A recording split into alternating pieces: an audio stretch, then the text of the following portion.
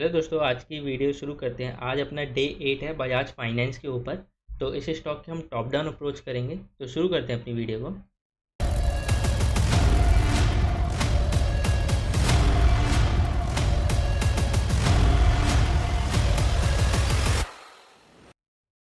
सबसे पहले स्टॉक को चलते हैं ईयरली टाइम फ्रेम से समझेंगे, फिर चलते हैं डे पे, फिर इसकी प्रेडिक्शन करेंगे कि स्टॉक ने क्या किया है और क्या कर सकता है।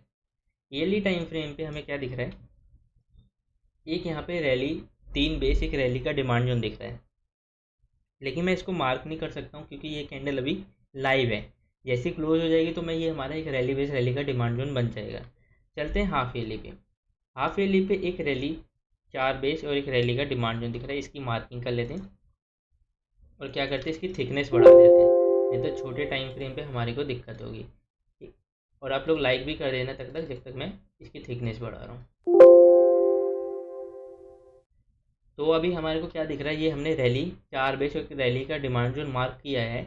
और प्राइस अभी ऑल टाइम हाई से थोड़ा सा डाउन है, ठीक है। और नीचे की तरफ कुछ ऐसा नहीं है जिसको मैं मार्क कर सकूँ। एक ये एरिया है विदाउट बेस कैंडल वाला, इसको छोटे टाइम फ्रेम पे डायरेक्ट मार्क करेंगे। चलते हैं क्वार्टर टाइम फ्रेम पे। क्वार्टर पे गए तो हमारे को क्या दिख रहा है, ये रैली, बेस और रैली का डिमांड जोन था जिसमें प्राइस आई, अगेन ऊपर गई। जब ऊपर जा रही थी तो इस ड्रॉप बेस ड्रॉप के सप्लाई जोन को टच करी, वापस डाउन आई, फिर इस विदाउट बेस वाले को टच किया, फिर अगेन ऊपर गई। फिर यानी कि ये बाइंग और सेलिंग के बीच में यहाँ पे क्या करी, कंसोलिडेट कर गई। कंसोलिडेट की जिस वजह से छोटे टाइम फ्रेम पे कोई डिमांड जोन होगा जिसको इसने फॉलो किया और एकदम से अप मूव मारा। तो यानी कि यहाँ पे इसने एक क्वार्टर का डिमांड जोन भी बना दिया। तो मैं इसको मार्क कर लेता हूँ क्वार्टर वाले को। और साथ में क्या दिख रहा है, यहाँ पे ईएमए दिख रहा है, तो मैं इस ईएमए को भी मार्क कर लेता हूँ। ये अपना क्वार्टर का ईएमए है, ये हमारे को सपोर्ट करेगा एक डिमांड जोन की तरह।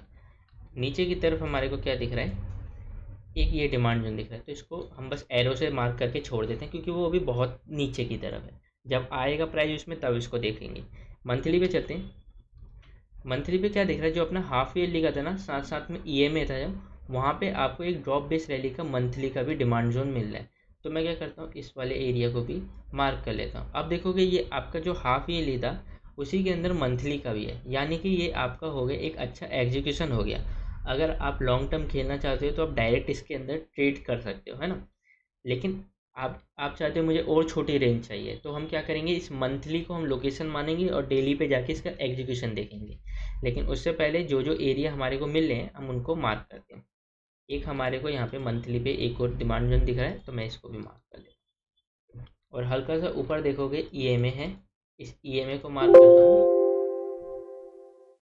और एक और चीज़ देखो, ये पूरे कंसोलिडेशन को ब्रेक किसने किया है, इस ड्रॉप बेस रैली वाले एरिया ने किया। कैसे देखो, इस अभी तक का हाई ये था, है ना, ये वाला एरिया था। मैं इसके ऊपर रखता हूँ तो किसने ब्रेक किया है, अब दिख रहा है इस वाली कैंडल ने किया है। तो यानी कि इसका काम तो वैसे ख़त्म हो गया, बस ये पावरफुल है मेरा। चलते हैं मंथली से वीकली टाइम फ्रेम पे। लेकिन एक चीज़, एक यहाँ पे मंथली का डिमांड जोन भी है, इसको भी मार्क कर लेते हैं। ये वाला वीक है लेकिन मार्क करना ज़रूरी है। वीकली पे चलते हैं। वीकली पे गए तो हमारे को 2 डिमांड जोन मिल रहे हैं उसके अंदर, एक तो ये वाला और एक ये नीचे का। तो दोनों को मार्क कर लेते हैं। ये रहा आपका फर्स्ट और ये रहा आपका सेकंड। मैं इसको वीक टू वीक मार्क कर रहा हूँ क्योंकि रेंज बहुत छोटी है और साथ में क्वार्टर का ईएमएस को इस वाले को सपोर्ट कर रहा है। दोनों अच्छे डिमांड जोन है, दोनों में कुछ कमी नहीं है, इनमें अच्छे से आँख बंद करके हम ट्रेड कर सकते हैं, बहुत ही अच्छे डिमांड जोन है। नीचे की तरफ देखोगे तो एक यहाँ पे डिमांड जोन मिला, एक बॉटम पे भी है बिल्कुल, ठीक है। और यहाँ पे तो जो हमने मार्क कर रखे हैं उधर भी अच्छे अच्छे डिमांड जोन हैं, ये रहे दोनों। ठीक, अभी आगे की पिक्चर समझते हैं, स्टॉक क्या कर सकता है और क्या किया था इसने। अभी यहाँ पे एक ईएमए रख देता हूँ, जो हमने मंथली का मार्क किया है, मैं मंथली पे जाके दिखाता हूँ। ये रहा, ये मार्क किया। वहीं पे वीकली पे जाऊँगा तो एक ईएमए है यहाँ पे, तो मैं इसको मार्क कर देता हूँ। और देखोगे ये विदाउट बेस कैंडल वाला एक डिमांड जोन था। अच्छा डिमांड जोन तो नहीं था लेकिन इससे प्राइस ने रिएक्शन दिया था। प्राइस डाउन आई, एक रिएक्शन दे रहा है, इसी वाले डिमांड जोन से दे रहा है।